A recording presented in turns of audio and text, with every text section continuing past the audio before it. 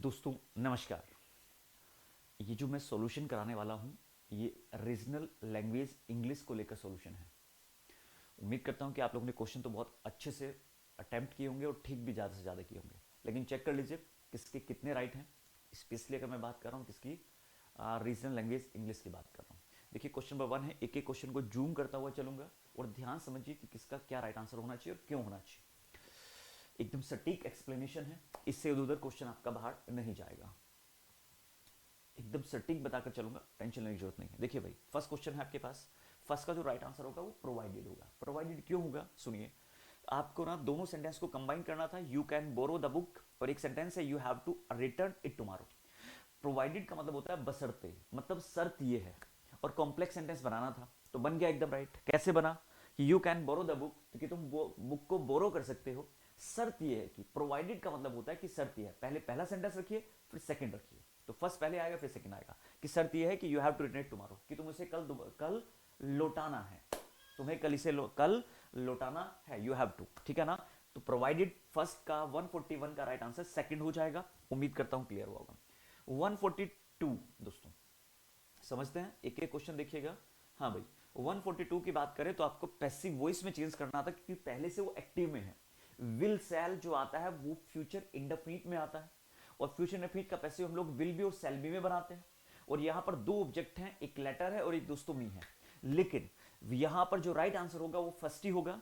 जब हम second object को यूज करेंगे तो हम टू प्रीपोजिशन का यूज करते हैं। देखो उसने क्या कहा है, a letter will be return, एक लेटर लिखा जाएगा टू मी, मुझे, मेरे फादर के द्वारा। तो 142 का राइट आंसर 1 हो जाएगा। टेंशन लेने की जरूरत ही नहीं है, क्योंकि यहां पर ये नहीं हो सकता रिटर्न मी, रिटर्न के बाद डायरेक्ट मी नहीं आएगा, return to me, return to me. Actually वैसे भी जब हम एक दूसरे ऑब्जेक्ट को यूज करते हैं जिसको हम लोग इनडायरेक्ट ऑब्जेक्ट कहते हैं ना, तो यहां पर जो मी था, फर्स्ट ऑब्जेक्ट क्या था, लेटर, और लिखा किसको जाएगा, मुझे। तो जब मैं मी लगाऊंगा तो टू प्रीपोजिशन का यूज करना होगा। तो दोस्तों राइट आंसर 1 हो जाएगा, 142 का 1 is the right answer. Confusion वाली बात ही नहीं होनी चाहिए। अब बात करते हैं 143। 143 जैसा आप लोग देख रहे हैं, will be going, shall be going.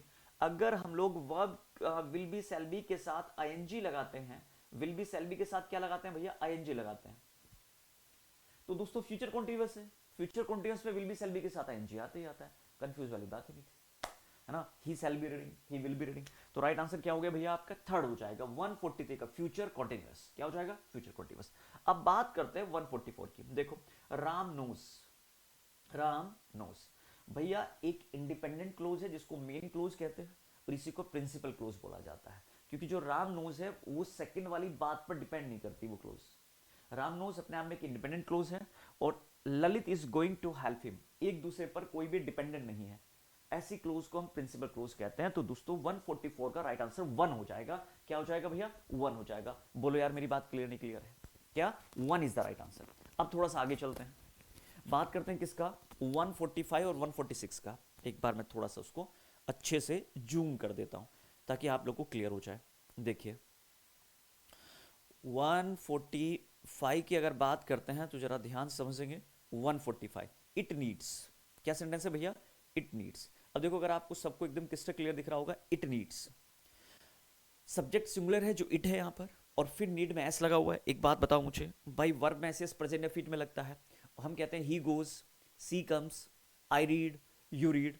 जब सब्जेक्ट प्लूरल होता है तो एस नहीं लगाते, सिंगुलर होता है तो वर्ब में एस आता है। तो एकदम क्रिस्टल क्लियर दिख रहा था कि राइट आंसर थर्ड हो जाएगा 145 का। मतलब जो नीड है यहां पर वर्ब है, क्या है, वर्ब है, और तो का तो कोई मतलब ही नहीं है। चलिए अब चलते हैं हम लोग 146 की तरफ भैया।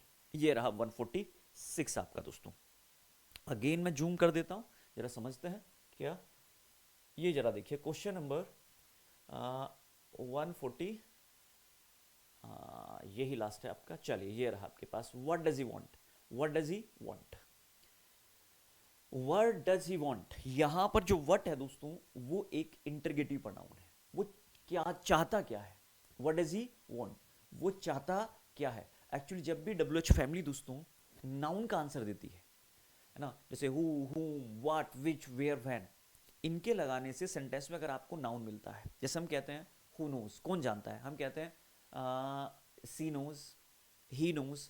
तो यहां पर व्हाट जो है वो इंटरगेटिव प्रोनाउन है, जो हमें नाउन का आंसर देगा हु, हुम, व्हाट, व्हिच, वेयर, व्हेन, ये इंटरगेटिव प्रोनाउन होते हैं अगर सेंटेंस के स्टार्ट में आते हैं, और जब इनको लगाने से हमें नाउन मिलता है दोस्तों, नाउन फाइंड आउट होता है, तो ये क्या बन जाते हैं, इंटरगेटिव प्रोनाउन बन जाते हैं। लेकिन व्हाट, व्हिच, वेयर, व्हेन अगर सेंटेंस के मिड में आता है और नाउन के लिए आता है, तो तब वो रिलेटिव प्रोनाउन बनते हैं। तो राइट आंसर क्लियर हो गया होगा भैया सब लोगों को। क्या राइट आंसर हो जाएगा 146 का प्रोनाउन, जिसको हम इंटरगेटिव प्रोनाउन कहेंगे, यहां प्रोनाउन नहीं है। अब बात करते हैं नेक्स्ट 147। 147 एकदम क्रिस्टल क्लियर है, देख लो यार, उसमें कोई टेंशन वाली बात ही नहीं थी। व्हाट हैपेंड देन, जब भी हम लोग बोलते हैं और कुछ समय के लिए हम लोग फुल स्टॉप लेते हैं, मतलब कुछ समय के लिए हम लोग रुकते हैं। देखो, रुकने के बाद थोड़ा सा ज्यादा गैप लेने के बाद जब सेकंड सेंटेंस स्टार्ट करते हैं, तो आप सब लोग जानते हैं पूर्ण विराम आता है ना।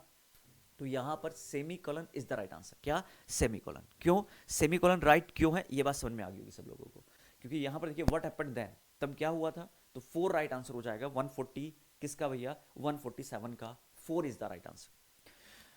148 और 149, 148 आसान था और 149 भी भाई, जरा देखो दोनों को, दोनों देखो। 148 जो बनेगा वो सी से स्टार्ट करना पड़ेगा आपको, सिंस, चूंकि सिंस यू से सो, सिंस यू से सो, चूंकि तुम ऐसा कहते हो, है ना, तुम ऐसा कहते हो, आई बिलीव इट, ए के बाद डी आएगा, ए के बाद क्या आएगा, डी। तो राइट आंसर फर्स्ट हो जाएगा, सी से स्टार्ट करना पड़ेगा, सिंस यू, सी के बाद ई, सिंस यू से, फिर बी, सी ई बी, और फिर दोस्तों ए, और लास्ट में आ जाएगा आपका डी।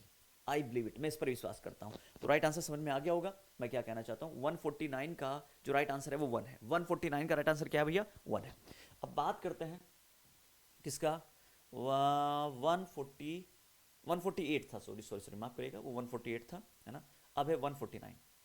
149 जरा देखिए, पोस्ट ऑफिस ओवरटेक दूधा। देखो भाई सिंपल सी बात है, take this parcel, take this parcel, है ना, over to the post office, इस पार्सल को लो और कहां छोड़ो, ऑफिस तक छोड़ो। ओवर टू द ऑफिस मतलब ऑफिस तक उसको लेकर जाना है। तो राइट आंसर समझिए, टेक दिस सी, और उसके बाद ई, यहां राइट आंसर सेकंड हो जाएगा 149 का। क्या, सी ई बी डी ए, ये लास्ट में आएगा, टू द ऑफिस। और वैसे भी द के बाद ऑफिस, देखो पोस्ट ऑफिस है, और पोस्ट ऑफिस एक नेम है, इंस्टीट्यूट का नेम है, यूं कहिएगा, है ना, जनरली उनसे पहले दा आता ही आता है, तो डी के बाद ये आना है, तो राइट आंसर सेकंड हो गया। अब बात करते हैं आज का लास्ट, जो 150 है आपके पास, क्या है 150, अगर आपको दिखाई दे रहा हो, बिल्कुल दिखाई दे रहा होगा 150। इवन इफ, दोस्तों इवन इफ एक एडवर्ब है, और जिसमें इवन इफ आया हुआ है, whereas, whatever, whenever, है ना, ये एडवर्ब है। तो दोस्तों ये एडवर्ब ही क्लोज हुआ ना, तो राइट आंसर हो जाएगा third, Lalit would not do it, Lalit ऐसा नहीं करेगा जब तक, सॉरी, इसे नहीं करेगा जब तक तुम उसे पैसे नहीं दोगे, जब तक उसे पेड नहीं करते। तो राइट आंसर दोस्तों एकदम क्लियर था, हमें पता है क्या, 150 का राइट आंसर थर्ड हो जाएगा। ये एक एडवर्ब क्लोज है जो अंडरलाइन पार्ट है, क्या है, एडवर्ब क्लोज है। दोस्तों उम्मीद करता हूं कि बहुत सारे आप लोगों ने राइट किए होंगे। नेक्स्ट पेपर के साथ मिलते हैं, उसके सॉल्यूशन के साथ साथ। कोई बच्चा नया है तो प्लीज लाइक शेयर सब्सक्राइब कर ले चैनल को। Thank you and thank you very much.